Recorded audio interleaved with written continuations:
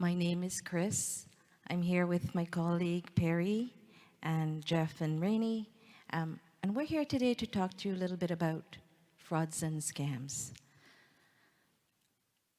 You may see some handouts where you're sitting. So these handouts actually contain some of the information that I'm going to share with you, so you don't need to take notes. But feel free if that makes you more comfortable. We also have a survey, so we really appreciate feedback about the presentation. That helps us going forward. So if you can complete that at the end, most appreciative. We also provided a lanyard, because a lot of the information I'm going to share with you is available on our website. We have two websites, GetSmarterAboutMoney.ca. That is our financial education website. So everything that I'm talking about and much more can be found on that site. We also have a multilingual website available in 23 languages. So if you have family and friends that may need the information in another language, investingintroduction.ca is our multilingual website. So that said, give you a little bit of background as to what's on your chair, what's on the pews. Let's get started. For those of you that are not familiar with the Ontario Securities Commission, we are a government agency and we regulate the capital markets in the province. So what that means is we set rules and policies and enforce the rules and policies for the people that work in the investment industry in Ontario. A key part of our mandate is to provide protection to investors. So how do we do that? I'm going to share a few of the ways we provide protection. One of the ways is through registration and compliance. Anyone working in the industry that is providing you with investment advice, selling investments, issuing investments has to be registered, because that tells you that those individuals have certain qualifications. They have the knowledge to provide you with those services and sell you those products. The other thing that we do is we have compliance. So not only do they need to be registered, they also need to follow our rules. So we have ongoing monitoring to ensure that they're following the rules. What happens if they break the rules? We have an enforcement component. So if someone breaks the rules, we can take action. There are certain things that we can do. A couple examples are, we can issue sanctions. For each breach of the Ontario Securities Act, we can fine someone up to $1 million per breach. Or maybe they work in the industry, we can ban them from working in the industry temporarily or maybe for life. So those are just some of the tools under our belt. I mentioned that we do enforcement.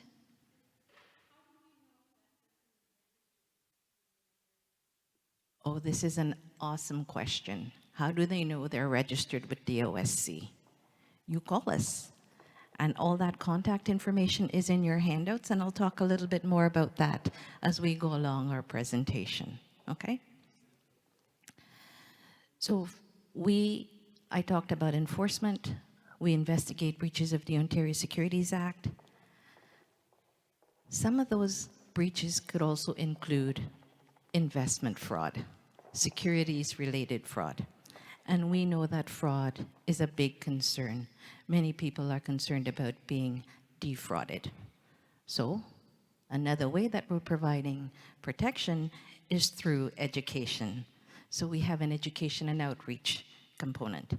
And this is where I come in, because I travel the province and I give presentations on a variety of topics, including frauds and scams. So what do we know about fraud?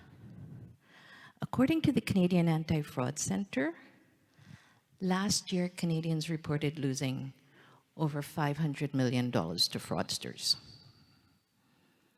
Over $300 million was lost to investment fraud. That's a lot of money. But what's even more concerning is that approximately 90% of frauds are not reported.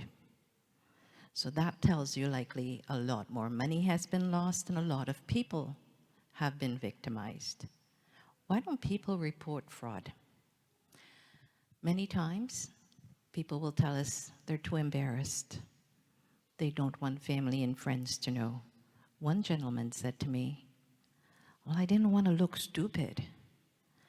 And I'm here to tell you right now, anyone can be the victim of a fraud. All fraudsters care about is getting access to your money. So how are they getting you to give them money? How are they getting you to give them all your money? Well, one of the most common scams that's happening right now, and I think practically every one of us in this room has been on the receiving end of a particular opportunity to participate in that scam, is the phishing scam. And phishing is when someone contacts you and gets you to share your data that they can then use to access your funds. Yes.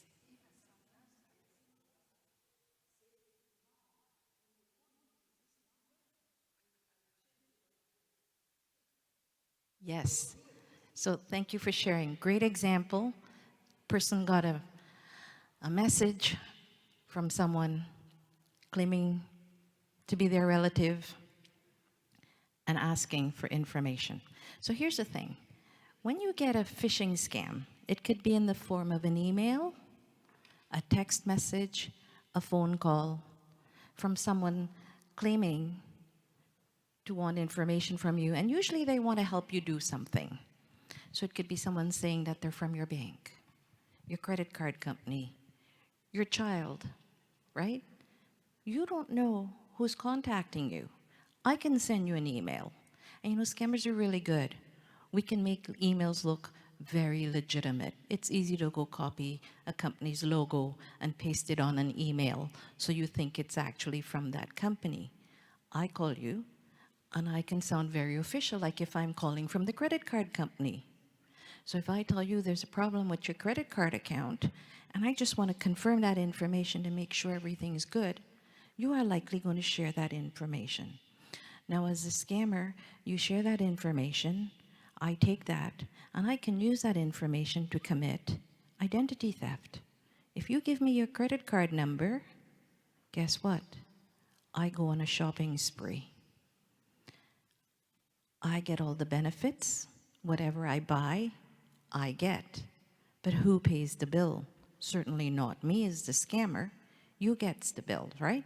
So that's identity fraud. So they're looking for your data because then they can use it to get access to your bank account, whatever, but they're going to get your funds.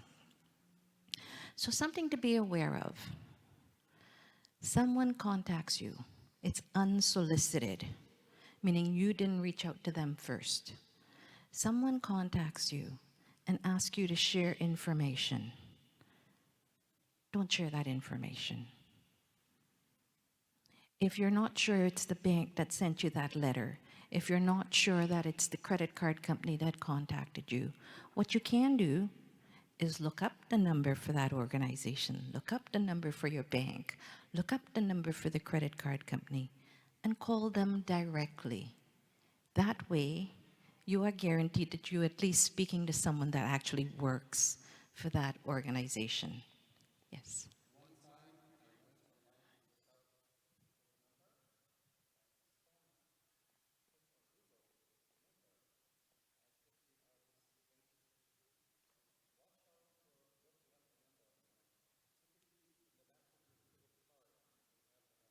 Exactly. So thank you for sharing. Gentleman went to check out a number online. He used Google, and the scammer had posted that number. So when I say look up that number, you have to be really careful. If you do business with an organization, usually you will have their contact number, a statement, a business card. When you go online, be aware that companies, individuals can pay to post ads. So then usually it comes up as sponsored, right? So somebody's paying for that. You always want to know what you're checking out, what you're looking at, okay? Thank you for sharing that. So those are phishing scams. somebody unsolicited contacts you for information, don't share any information. If you're not sure, reach out to the organization directly before you share any information. Now, another type of scam that's out there are AI scams, artificial intelligence scams. One of the more common ones are the AI voice scams. We are all familiar with artificial intelligence. Companies are using AI to help manage their businesses, to be more efficient in their processes and things like that. Scammers are taking advantage of that technology. They can copy voices, they can copy images. So in the AI voice scam, think about that emergency scam where you are contacted by a family member and that family member tells you that there's an emergency and they need money right away. If this person sounds exactly like a family member and they tell you they need help, likely you're going to send that money. But remember, now I'm telling you, these fraudsters can clone their voice. So what do you do in those instances? Well, family members asking you for money, you want to help. You can tell them you call them back, hang up. You have contact information for your family. Look up that contact information, contact them directly. That way, at least you know you're speaking to them, right? Maybe you don't want to hang up. They tell you that they're in Montreal, Australia, somewhere, that they're stuck, and you're not sure. Maybe you ask them a question only they might know the answer to. Something a scammer wouldn't know. I gave a presentation about a week and a half ago, and somebody said to me, I got that scam. Greek gentleman, he said, so when they asked for money, I started speaking to them in Greek, and they hung up. And I said, that's great. I said, but just be careful, because you don't know if the gentleman on the other end could speak Greek also, okay? So you need to take care. Similarly, voice scams, I said they can copy images. So now we have deep fake videos. So what that is somebody's copied me. I'm the fraudster.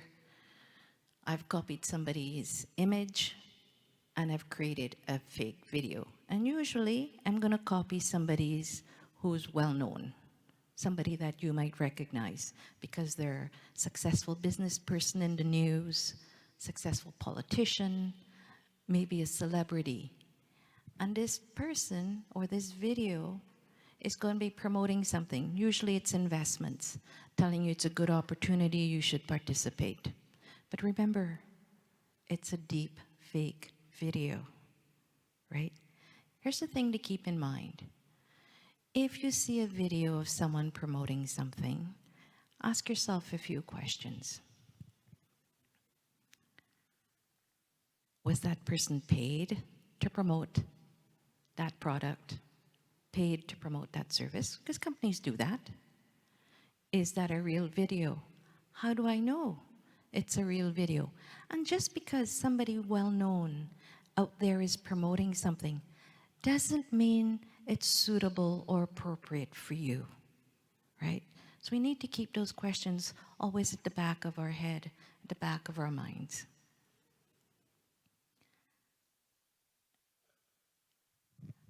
I talked about deep fake videos.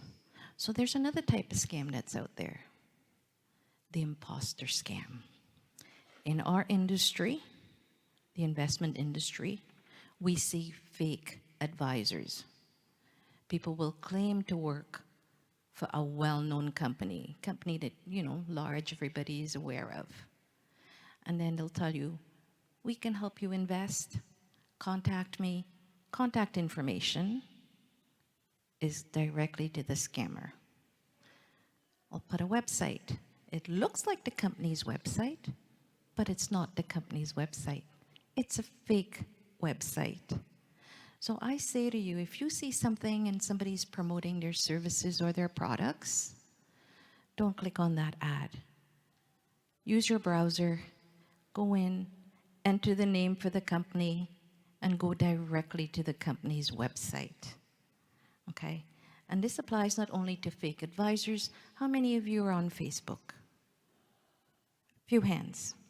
I'm sure you see a lot of Facebook ads. I've been doing these presentations for a while, and many times people tell me they saw an ad on Facebook, clicked on the ad, bought something. Did they ever receive the product? No, because it was a fake ad. So if you see something and you're interested, go directly to the company's website.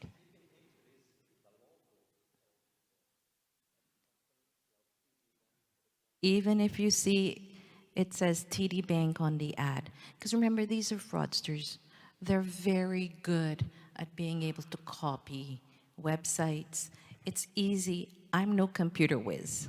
I can go in and copy somebody's logo, paste it on the ad, and you wouldn't know that it was not a TD ad. Okay? That's why I say to you, don't click on the ad. Go directly to the company's website, because you want to know who you're doing business with, okay? Now, another type of fraud that's out there is affinity fraud. Anyone here familiar with affinity fraud? No. So one of the things that fraudsters know is that we tend to trust people that are similar to us, where we have something in common. So in affinity fraud, fraudsters target groups of people that share something in common. Maybe you go to the same house of worship. Maybe you speak the same language. Maybe you meet some friends every week and you play sports. Any type of group. What these fraudsters do is they target these groups for the sole purpose of gaining the trust. Because if someone's in your group, you're likely to trust them. You feel that you know them. And this fraudster is going to offer you a wonderful opportunity. Because it's someone in your group, you're not going to think twice, right? You're going to participate in their wonderful opportunity. And another type of fraud that's linked to affinity group is normally we see the Ponzi scheme. Are we familiar with the Ponzi scheme? I see a couple heads nodding. So in a Ponzi scheme, I'm usually the fraudster when I give these presentations, so I'm always the bad guy. So in a Ponzi scheme, I'm the bad guy. And I tell you folks, don't put your money in the bank. Interest rates are low. You're not making anything. Why don't you give me your money? Let me invest it for you. I can do way better than the bank. Guarantee you high interest. Sounds good? I'm someone in your group. I'm someone you trust. So what do? You give me your money. So I take all your money. Am I investing your money? Yes, I'm investing it in me. Okay? I'm using your money for my lifestyle. I live in nice homes. I drive nice vehicles. I take awesome vacations, and I thank you for it, because I don't have to pay a dime. Now, if I've taken all your money at some point, some of you are going to reach out to me and say, how is my investment doing? I have to tell you something now, right? So I'm going to make something up. I'm a fraudster. You're doing over 15%. Leave your money where it is. Let it grow. Let it work for you. And some of you are going to believe me, because 15% sounds really good. Way better than the bank. So you leave the money where it is. Some of you may think to yourself, well, that sounds really good. I want to cash out. I'm going to take that money. So now what do I have to do as a fraudster? I have to pay you, but I don't have any money. So the next person that I convince to give me money, I take some of that money and I say, here's your principal. The next person after that, I take some of their money and I say, here's your interest payment. So in a Ponzi scheme, I take money from the new investors and I pay earlier investors. There is no investing going on, okay? It's only invested in me. So we need to be really careful. Somebody is offering you investment advice, volunteering to invest for you. How do you know they're registered? Remember, I said anyone providing investment advice must be registered with the Securities Commission. They're selling you investments, they must be registered. It's very easy. You can contact the OSC and we can tell you, are they registered? What's their registration category? We can also tell you if there was ever any disciplinary history in their background. Remember I said, they work in the industry, they broke the rules, we can take action. If we took action, that information is in their file. Okay? Yes?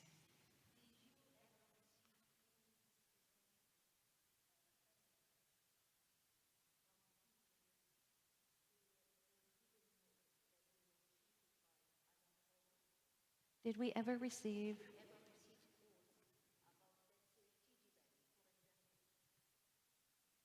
So yes, if people contact us, they can certainly report fraud.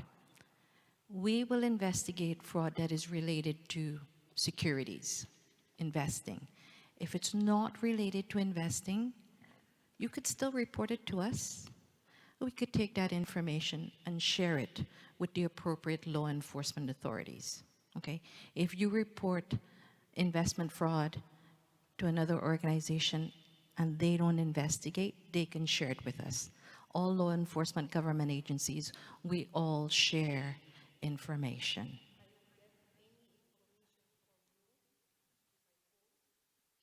What kind of information?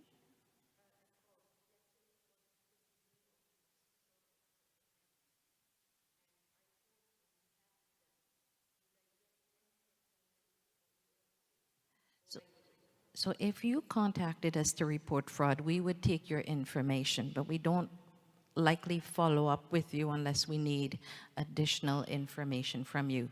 If we take that information, we could also share it with the appropriate authorities if it's not something we would investigate. Okay?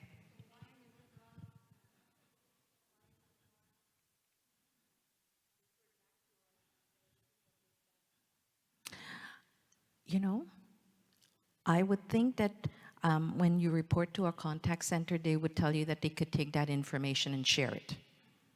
That's, no, that's our organization. I can't speak for other organizations.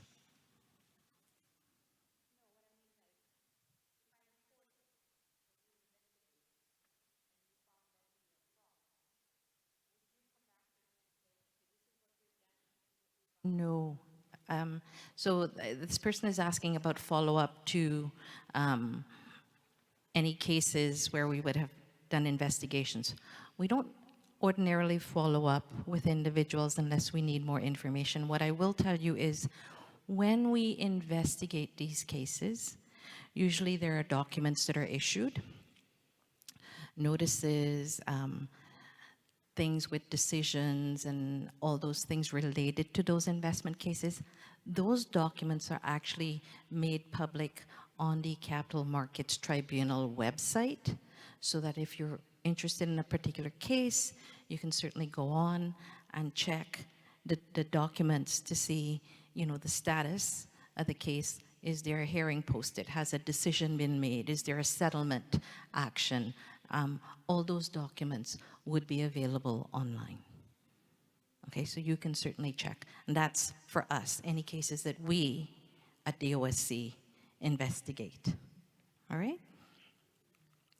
So another type of fraud that's out there is pig butchering or the long haul scam. Are people familiar with that? No. So are people familiar with the romance scam? A little bit. So romance scam, you develop an online relationship, and this scammer is usually then somehow going to convince you to send them money. Are people familiar with the crypto scam, where you invest in stuff like crypto assets? A good example of that is Bitcoin. Okay, a lot of people have been defrauded in crypto scams. I'm going to take romance scam, crypto scam, put it together, and give you an example as to how pig butchering occurs. You accidentally get a text message, and being a very nice and polite Canadian, you respond to the individual. What you've just done is likely made a connection with a possible scammer. And this scammer now communicates with you for a period of time to develop a relationship. In the long haul scam, they're not going to ask you for money. They might tell you, you know what, I've been investing, I'm doing really well, let me know if you want to invest, I'll teach you.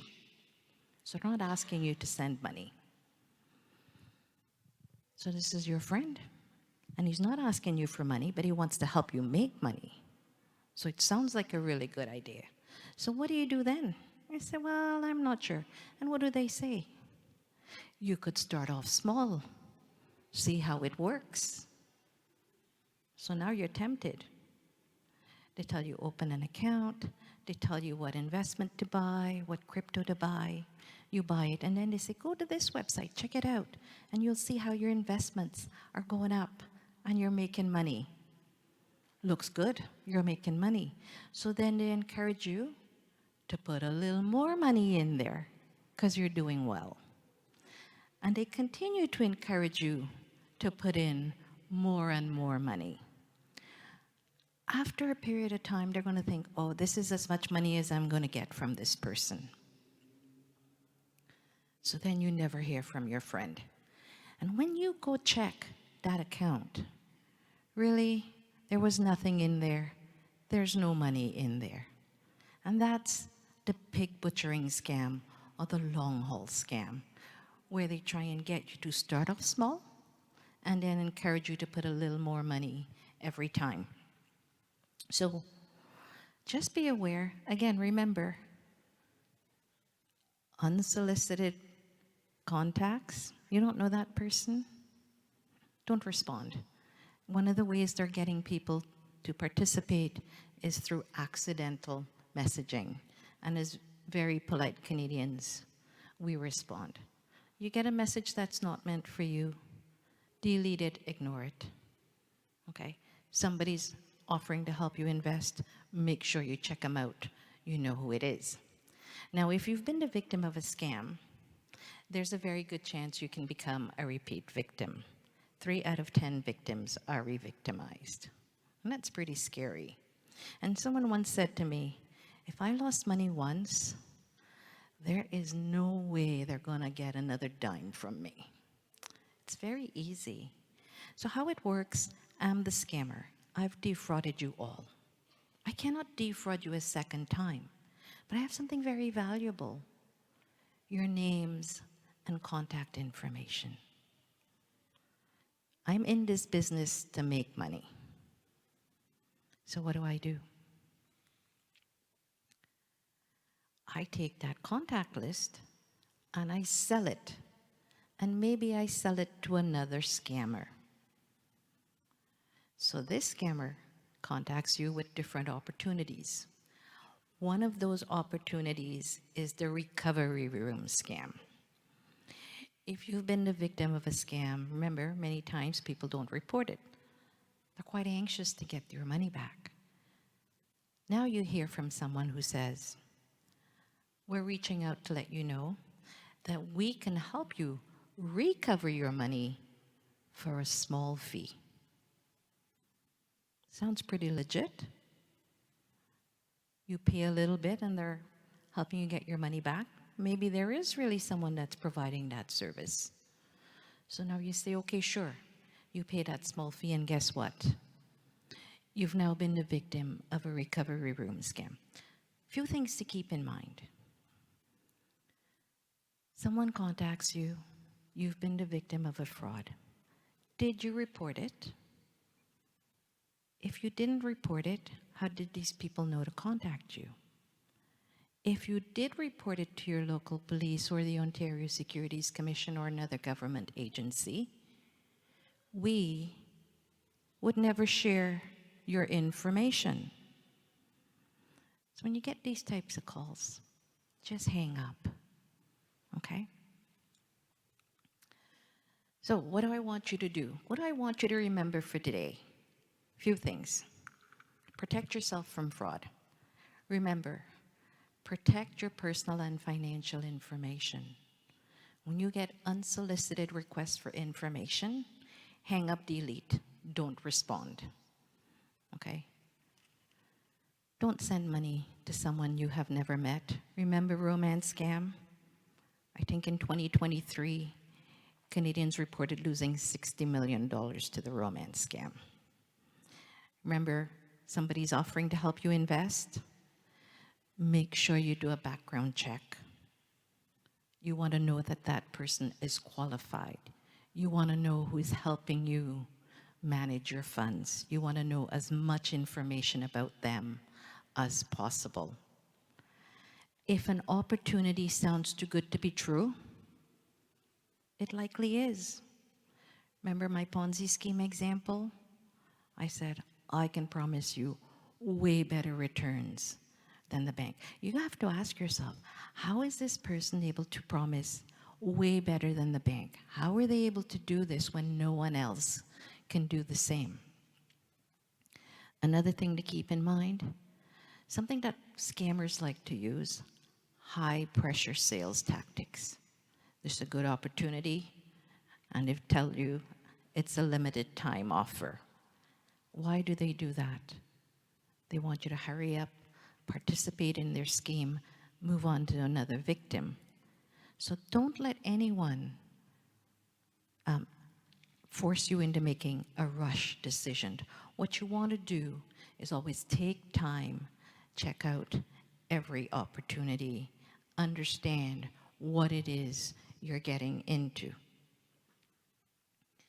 Now, I mentioned that everything I've talked about and much more, it's in your handouts, okay? So you don't have to remember any of this.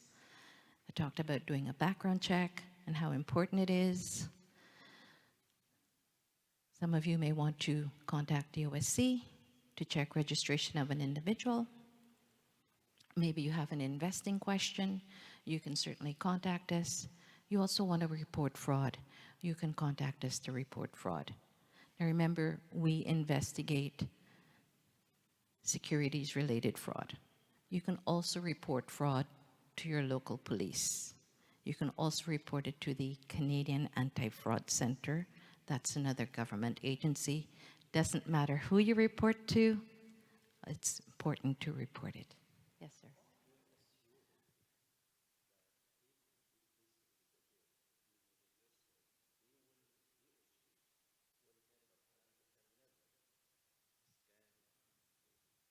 It's a very good question. Just because someone is registered, does that mean that you will never be scammed? It's one step, one way to protect yourself. Many scams are performed by unregistered individuals, but remember, human nature, sometimes not everyone is going to follow the rules. But checking registration is a first step in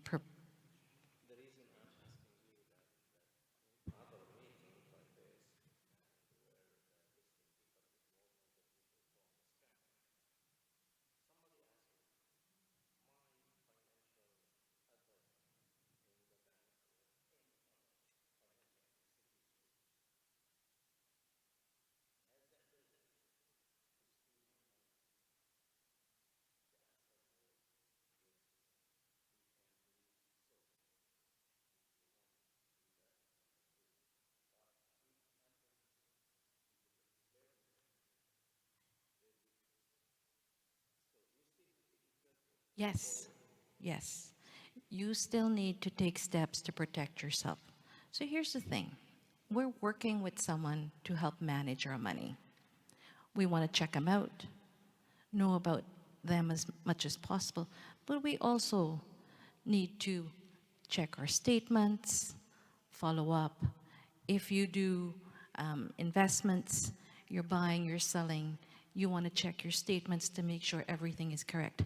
Because remember, we're all human, and some people don't follow the rules and break the rules.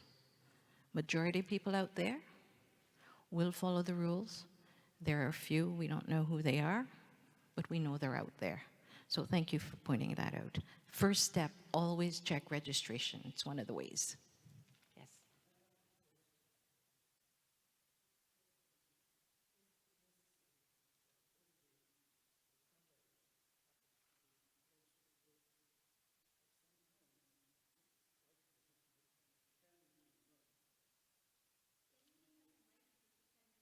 I will repeat his question. Is it legitimate?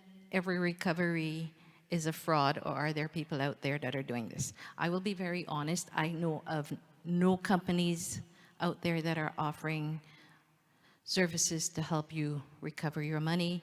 I would be very wary. Most of the time, if you have been the victim of a fraud, that money is gone. It is very difficult to recover the money. So I would be very careful if someone were to say to me that they can help me recover my money. I'll give you an example. Gave a presentation. Gentleman said to me, I'm actually working with this company to help me recover my money because I lost it in a crypto investment. There was no such company. It was fraudulent, right? So you have to be really careful. Okay, but thank you for that.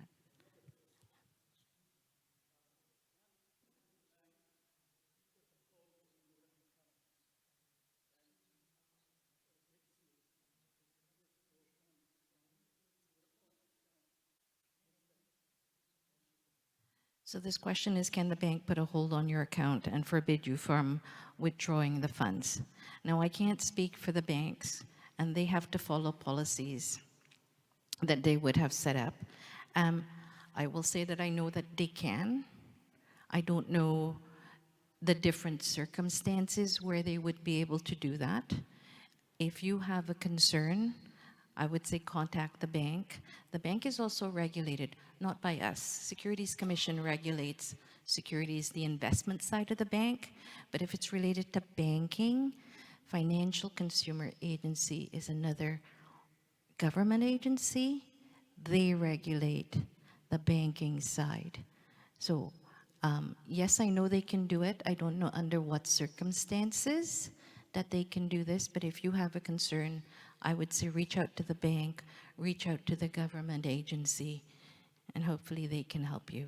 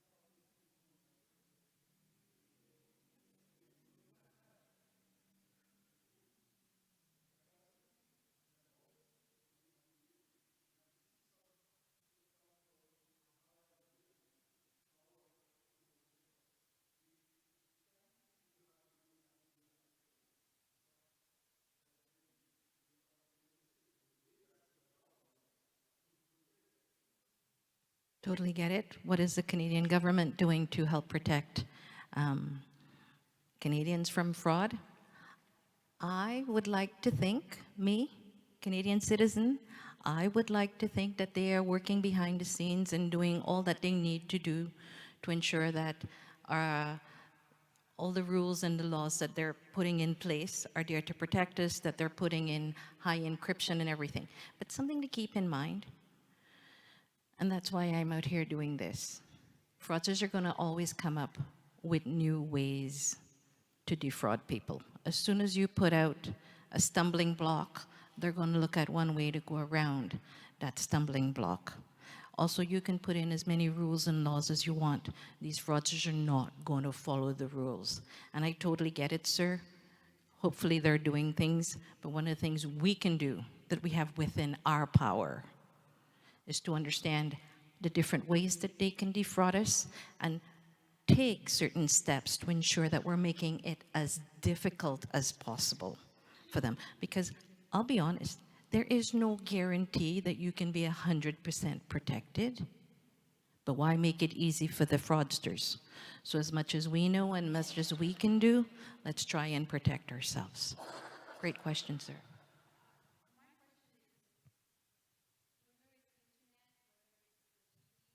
any of the social media, why is the government allowing that fraud link to be there? Like, don't they check before you put an ad in on social media? And if it is, like, I saw Trudeau's face, I saw Doug Ford's face investing it, but I didn't see any ad or anybody coming up and saying, if you see Trudeau saying this, please, it's a fraud. I didn't see anything about Doug Ford either. So we're still out there looking at the Facebook and social media, and you still see Trudeau there, you still see Doug Ford there, and maybe many others, but these two I remember. So why is the government not doing anything to protect us? Like, we're paying taxes. So on social media, oh, you guys are a tough crowd. Um, so on social media, so on social media, people can pay and they can post. You have your own account. You can pay to post things. You also, you also have personal accounts where you can post information. I can't say that the government is out there monitoring all these accounts and monitoring all these social media things that are happening. What I will say to you is they know that some of these things are fake, in particular these deep fake videos. There's been a lot of media about these fake videos, about these different personalities that are out there, Doug Ford, Trudeau, and people are not aware that they're deep fake videos. And that's why I'm here to tell you. Just because you see something doesn't mean it's real. Doesn't mean it's good for you even if it is real. Okay? I remember, I'll give you an example. There's a particular gentleman who's out there and was promoting a lot of real estate investments. That's his business. And because he was well known, people believed him. But just because he's promoting real estate investments doesn't mean it was suitable for everybody. And some people lost a lot of money, right? So just because someone is saying something doesn't mean that you have to do what it is that they say, doesn't mean that you have to follow them. You are in control of your money. You make those decisions. If I'm going to buy a house, I'm going to really do a good check and get a home inspector to look at all the nuts and bolts in this house before I buy it. You need to do the exact same thing when it comes to your investments. So no, you're not going to, if he's telling you to buy something, you're going to check out what it is he's telling you to buy. Just because he tells you to buy a pickup truck doesn't mean that pickup truck is good for you. For the investments, you can check out that investment, right? Companies that are selling investments have to put out certain disclosure documents. You can go online. We have a website, SEDAR, SEDAR. These companies have to post those documents. You're not sure? Contact the OSC. If you are working with a financial advisor, talk to them. They should be able to help you. Come back to you. Well,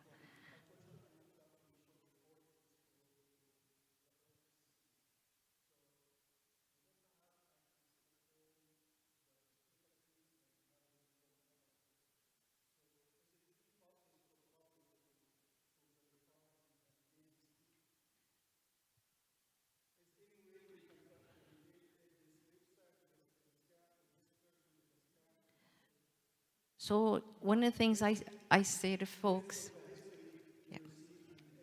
So one of the things I say to folks is, Whatever internet browser you use, it's your best friend. It is also something that you have to be really careful when you use it. If you're not sure about an individual or a firm, do a search. Different documents will pop up. Things people might say about them will pop up. Remember I said if we were to open an investigation in an individual or a firm, that information then is published on the Capital Markets Tribunal website. So those documents, should you do a search, would pop up. If you're speaking to someone and you're not sure about them and somebody got scammed, likely somebody's posted some information to say, beware of this individual. I've seen it, I do it. I get these phone calls and I'm just out of curiosity, what number is this? And I put it in the Google search and it comes up, likely scam. And then somebody's posted how they were defrauded through this number. So that's one way that you can do a quick search. You can also contact the OSC. Sorry, we've got so many questions. Yes. Yes.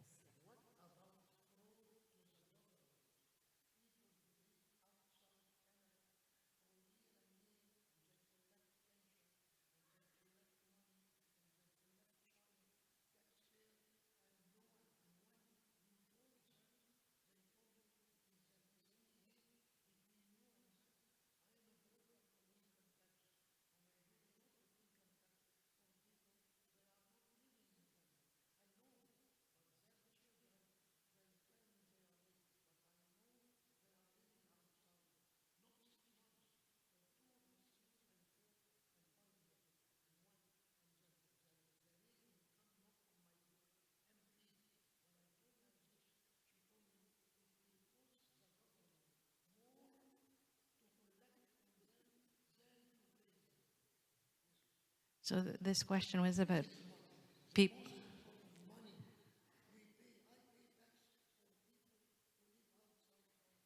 So this is a question about people who are defrauding the Canadian government, and unfortunately, I can't tell you what we should be doing about that. Report to CRA. CRA.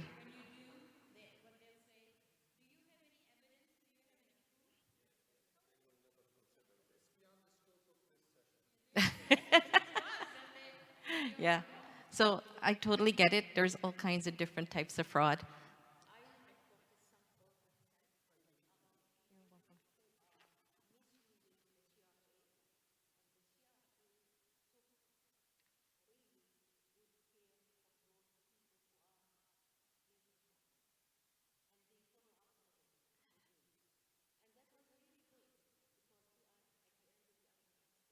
Right.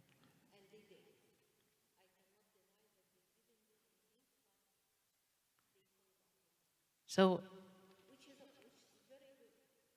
thank you for sharing that. So good example, this individual followed up, reported something to CRA, they actually took action. So one of the key points is, if you know or suspect fraud, report it. Because if you don't report it, nothing can be done. Okay? Yes. Another one?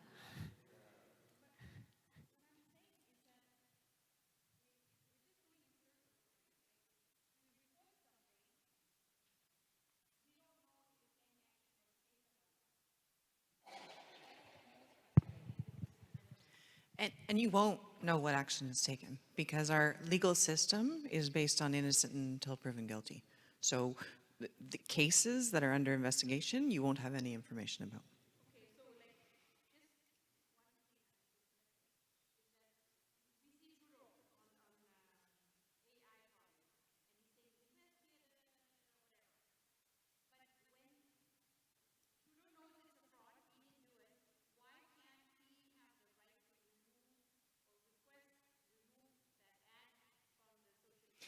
So Trudeau, like all of us, would have to be aware of it. And it's all over social media, and social media is global. And the companies that run social media, like Facebook, which is part of a large global corporation called Meta, they're the ones who make those decisions. The police don't police the internet.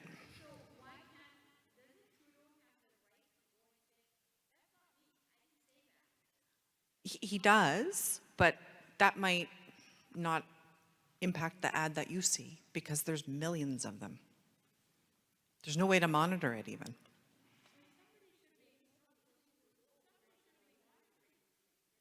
Yeah, but they're not.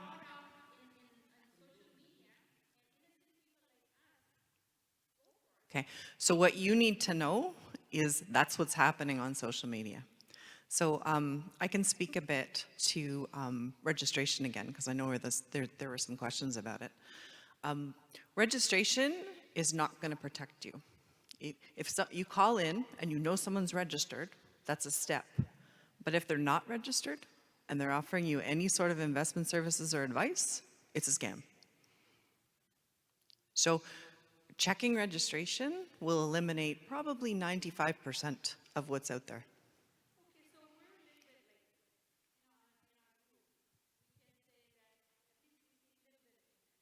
Mm-hmm. Mm-hmm. And this is why we're reaching out to multilingual communities, and we have multilingual resources. And our call center is able to speak to people in multiple languages. Mm-hmm.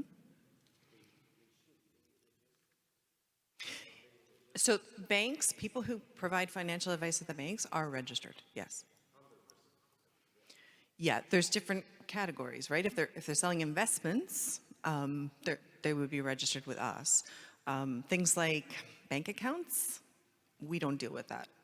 They would be subject to the FCAC, yeah, the Financial Consumer Authority of Canada. But mutual funds, if you buy mutual funds at your bank, they have to be registered with us to sell those mutual funds.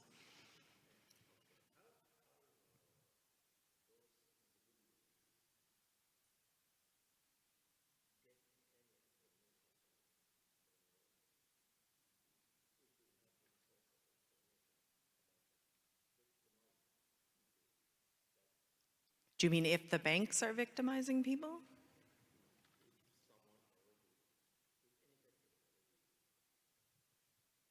Do you mean if someone who's registered has, what?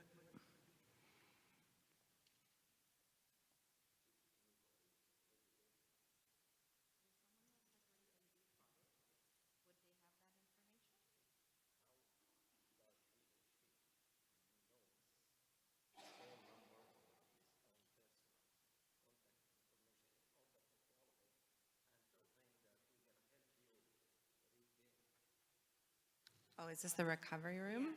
Okay.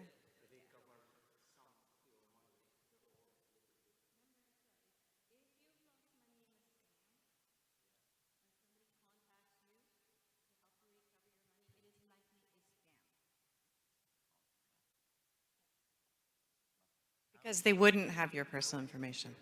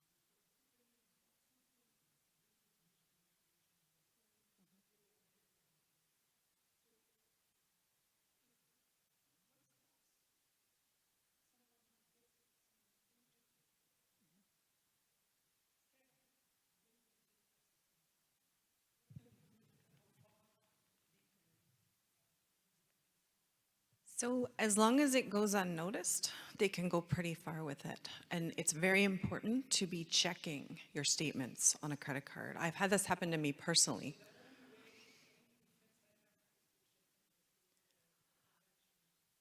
Well, the credit card companies also run a system of checks. They have fraud departments that are actively monitoring. So they will sometimes, this may have happened to you, it may not have. It's happened to me where my card will actually be put on hold. And then when I call them using the number on the back of my credit card, I get to their fraud department and they say, we have noticed a number of suspicious transactions. We are suspending your card. So there is an active monitoring system in place there. But I've also had charges on my credit card that were for very small amounts, like 20 cents and 14 cents. That can be an indication that someone has your credit card number and they're testing to see if it works. So if you see those types of transactions on your credit card statement of account, you want to report it to the credit card company right away. There is a rule that they have, and it's part of the protections of a credit card, that if it's a scam and you've reported it, that you'll get your money back. So, yeah. Yep.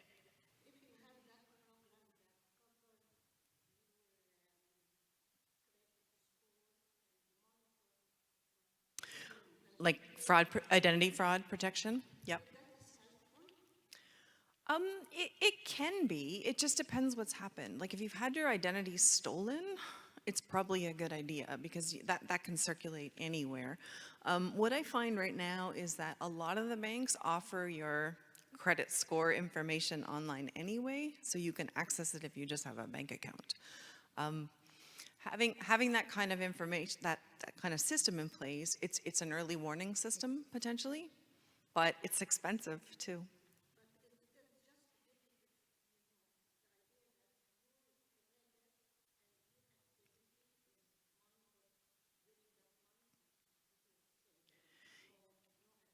Yeah, and what it would prevent is if someone is stealing your identity, they would flag that, because if someone's opening credit cards or mortgages in your name, that would come up. And likely you'll get told, like there'll be a flag that you have to be told about that. So it's one thing you can do. Yeah.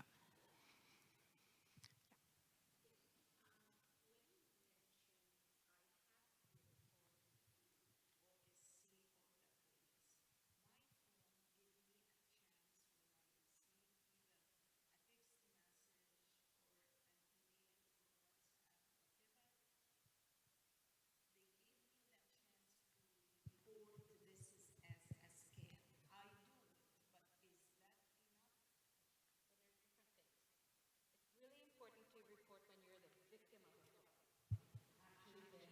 fraud.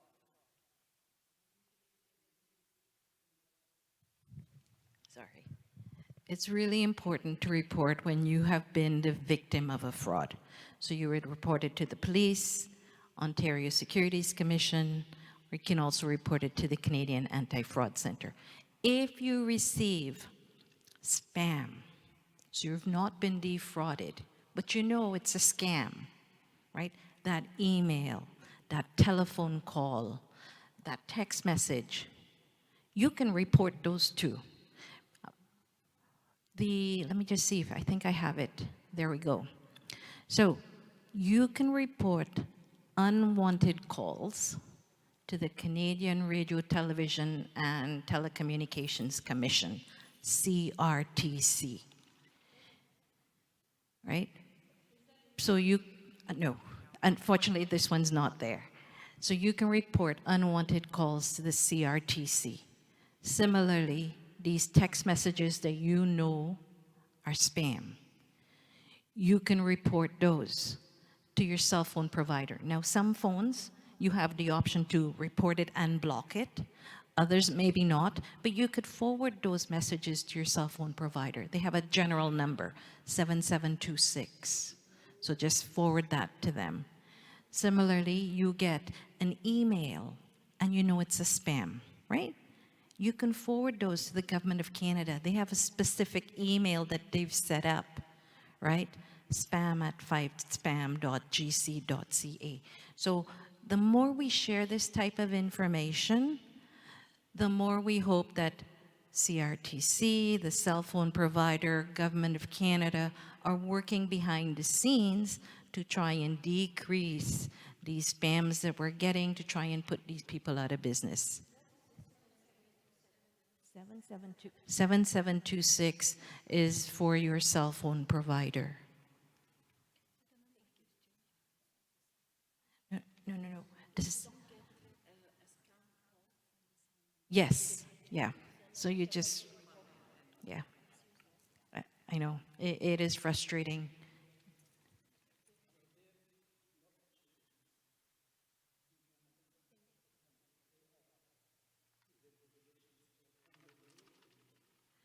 Are there blockchains in Canada and are there regulations for it? So we regulate crypto trading platforms. So if you want to buy and sell crypto, you go through those platforms. They're like exchanges. So we regulate those platforms. I have something to add to that. So the blockchain is the technology behind it. So that's not what we would be regulating. The scammers use these crypto trading platforms. I can tell you that we've been looking at these. We've registered a few of the crypto trading platforms, but still what's traded on it can be very risky, although it may not be a scam. There are also thousands of unregistered crypto trading platforms globally that are targeting Ontario investors.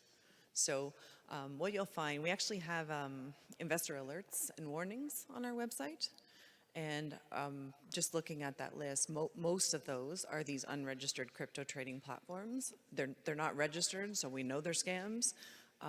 We're also doing a bit of creative work with advertising on Google search. So when you're searching for those names, a warning is coming up.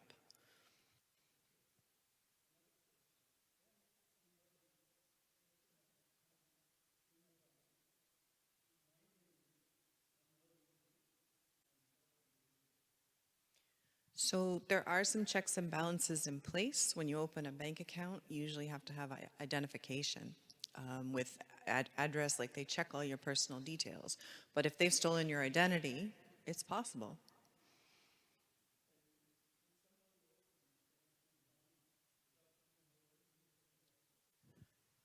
You can't do it anonymously. They still check your credentials even when you open online. Yeah. Well, if they have your credentials, they could probably do it. Yeah.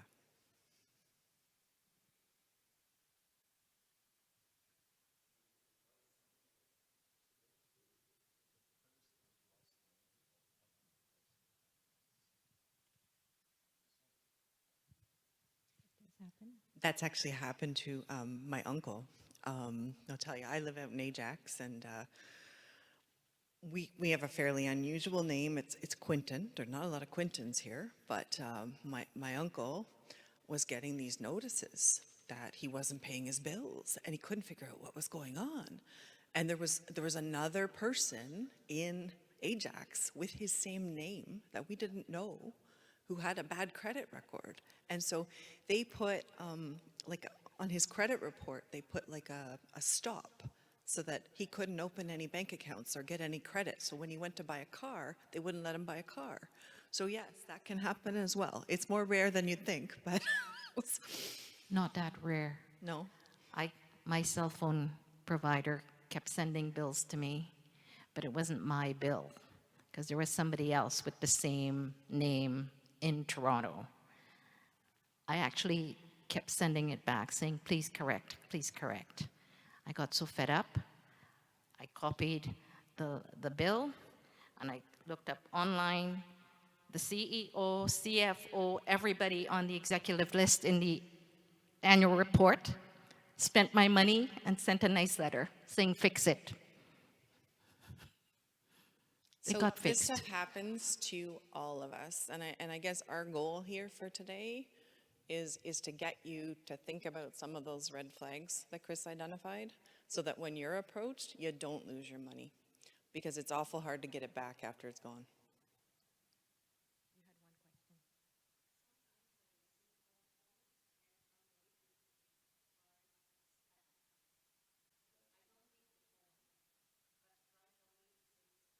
So it identifies it. Is it your cell phone? I had noticed that just in the last year or so that some of the cell phone companies are doing that. I think it's great. Yeah. And your best defense there is don't pick it up at all.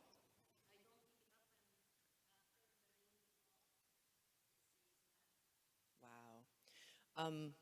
When you get those kind of calls where you don't know the number, don't even answer. Because usually the first couple times you're getting those calls, the scammer is trying to figure out if this is a legitimate number. So if you pick up, they know there's a person there, so they know they've got a target. So I don't pick up unless you know the number. That's something that I follow. Yeah. Yeah. That's good.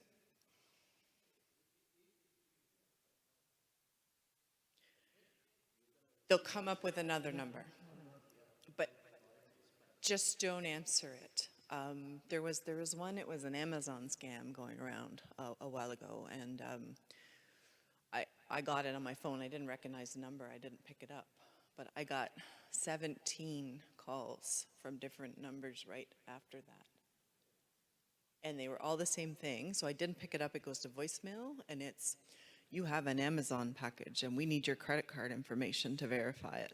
Like it's rampant, and I hate to say it, but it's out there. So the best thing you can do is know what the signs are so that you don't lose your money in the first place.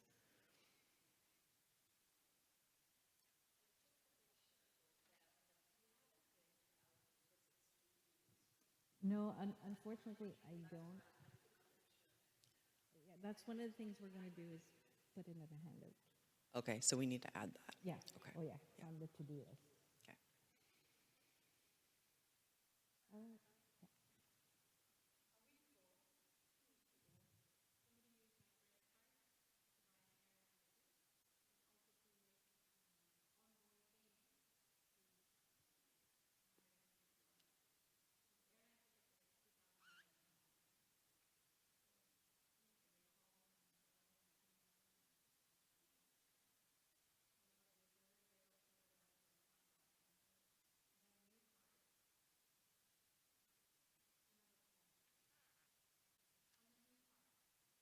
You need to get that new card canceled too. That's, you need to get the new card canceled, yeah.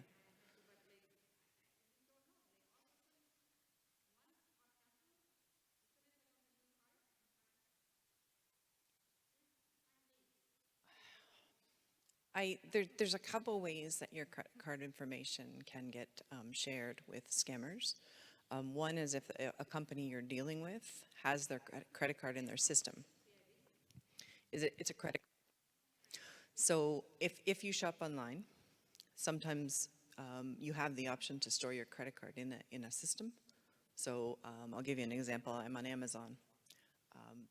Amazon wants you to put a credit card in because they're not going to ship you anything until you have a credit card. So you got to have a credit card information in there. If Amazon had a data breach, a lot of different scammers would have that information.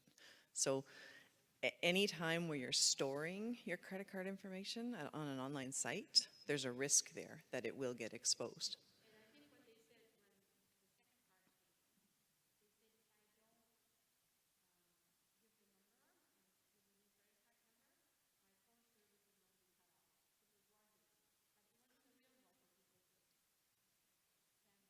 Wow. It's rampant right now. I'm sorry that you're going through that. I had the same thing with Realtelus. They were going to cut off my phone, so I just went in and changed the number. And I hold a secondary credit card that I only use for online transactions. It has a very low balance. It's just another way of protecting yourself because I like to keep my main credit card only for things where I'm actually making a transaction.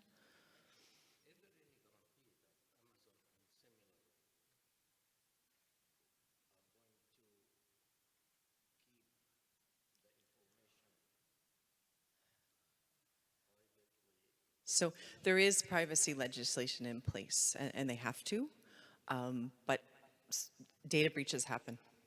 It's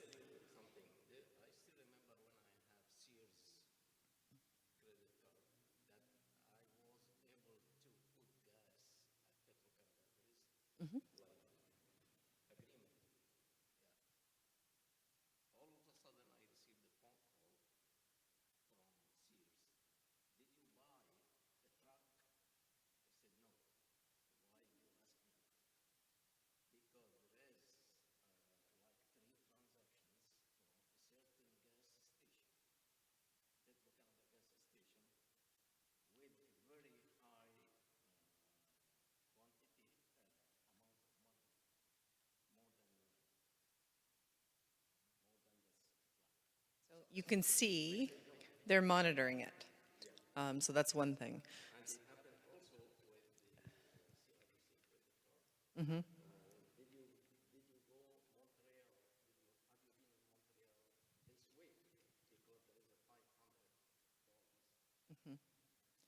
So I use my separate credit card at gas stations. There's a really simple scam that happens at a lot of gas stations where they put a card reader on the gas tank.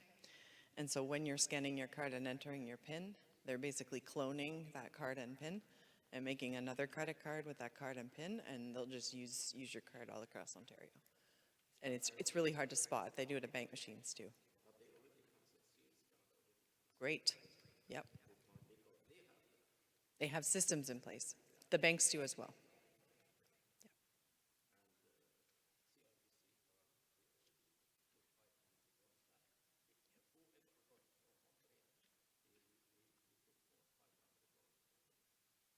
Yep. So if they notice it, they'll stop it right away. But it's you to check your statements and report it to them. And if you do that, you'll get your money back on a credit card purchase. Yeah. Yep.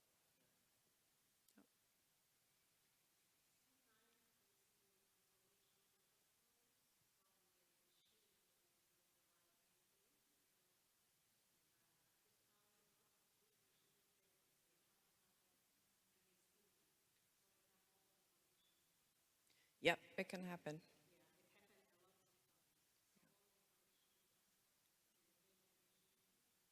Yep. So there's lots of fraud out there. So this is why you need to be aware. You need to check your statements. I know it's tedious, but I take every receipt, I match it up against my credit card bill. It's the only way to do it. Okay. Thanks, everyone. We appreciate you sticking with us. And if you can fill out the survey, we'd really appreciate it.